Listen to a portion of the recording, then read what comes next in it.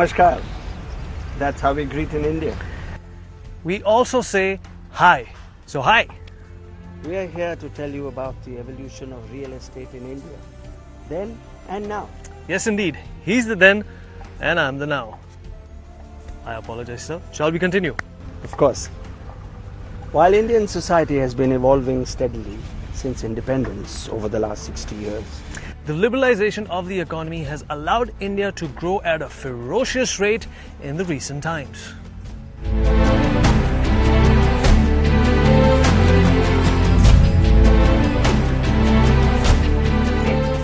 The evolution has aptly reflected itself in the real estate scenario as well, as the industry has smartened up, diversified and professionalized to meet the demands of the new consumer. Of course, to leverage spending power. first let's look at yesterday. In the past, most homes were self-built. There was limited or no financing available. And people bought homes at age 50 and above. Good shot. Not only that, people lived in the joint family system.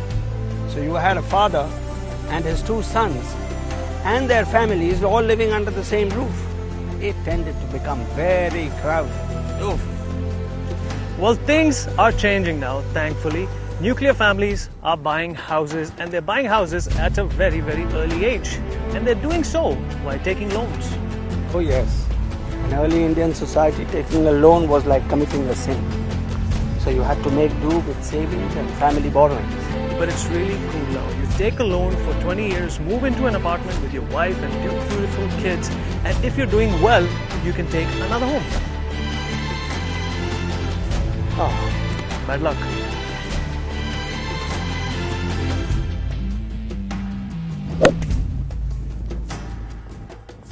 so now you know the secret. His wife will keep hounding him till he moves to better and better homes. He is right. Earlier, home used to be where the heart was. Now, home is where the money is.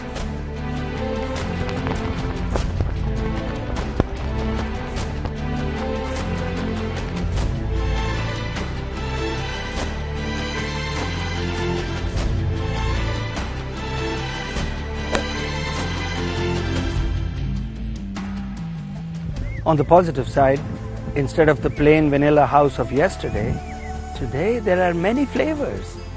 Condos with parks, gardens, swimming pools, power backups, you name it. With different themes and facilities. From tennis courts to golf courses, it's all happening.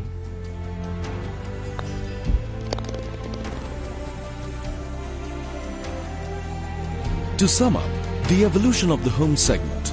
Yesterday, houses tended to be self-built. Today, they are developer-built, with people booking, paying a deposit, taking a loan, and waiting to move in. And tomorrow, there will be ready-to-move-in units. Yesterday, developers used to sell plots. Today, they sell apartments, while tomorrow the trend will be towards townships.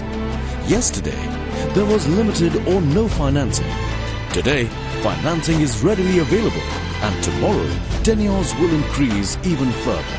Yesterday, people bought houses for life at 55 years with their savings from years of work and some family borrowings. Today, they are buying 20 years earlier with bank loans and are willing to upgrade.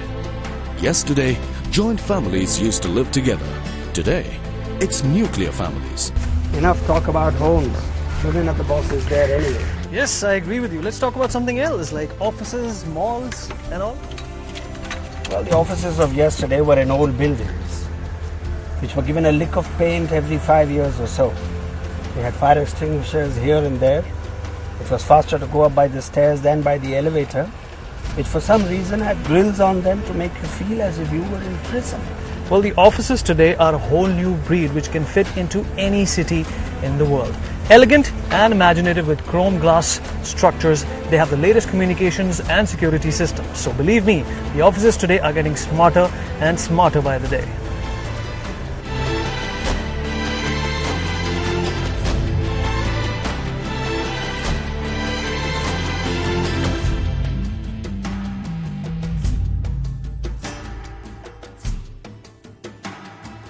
What about shopping?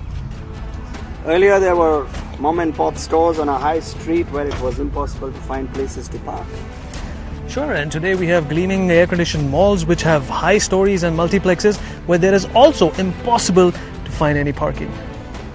Yesterday's office was in old buildings with rule of thumb planning and low technology. Today, offices are high-tech, futuristic, and often in aesthetically landscaped areas. Yesterday's shops were mom-and-pop stores with shutters and tin signs. Today's shops are air-conditioned malls bathed in a sea of neon.